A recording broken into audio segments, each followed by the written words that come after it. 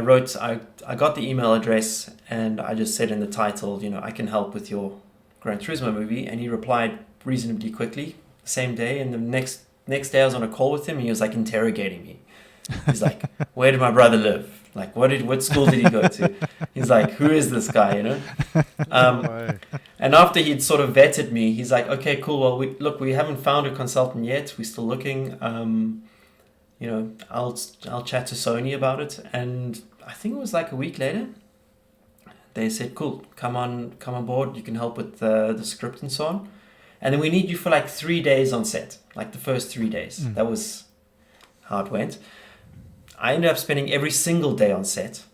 And wow. Yeah, for 3 or 4 months, Wow. Oh, it was so tough, man.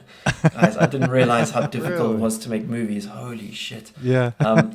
I sat right next to the director and the producers the whole time, trying to just tell them, look, that's not real. Why are you doing that? Fought with them on a whole bunch of stuff. It was just a cool experience.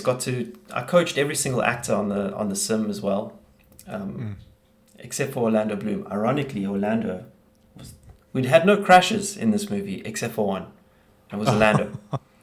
He crashed when he decided he wanted to take one of the stunt cars out during lunchtime, and he landed up in the wall 3 corners later.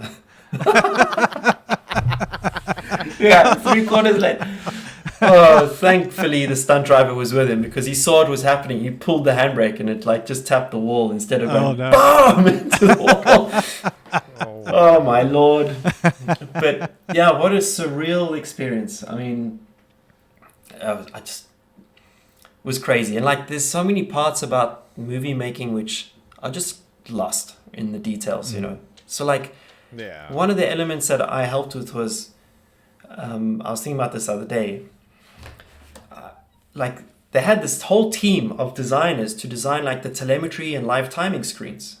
David, what's that? Like, what's that round thing there? And like, what's that color over here? And so on.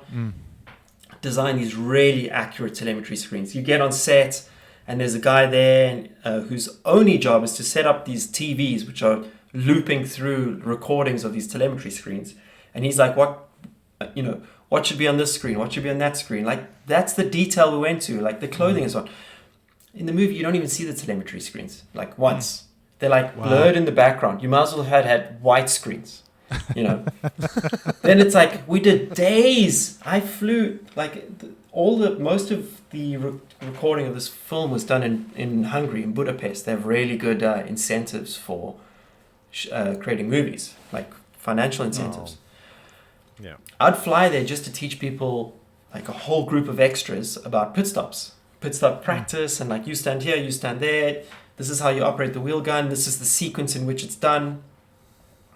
And then you see like a 3-second montage of a pit stop where all they're doing is like that's it, And you're like, I'm not exaggerating. I spent an entire week of just being there teaching people, and forget the flying back and forth prior to the movie even starting.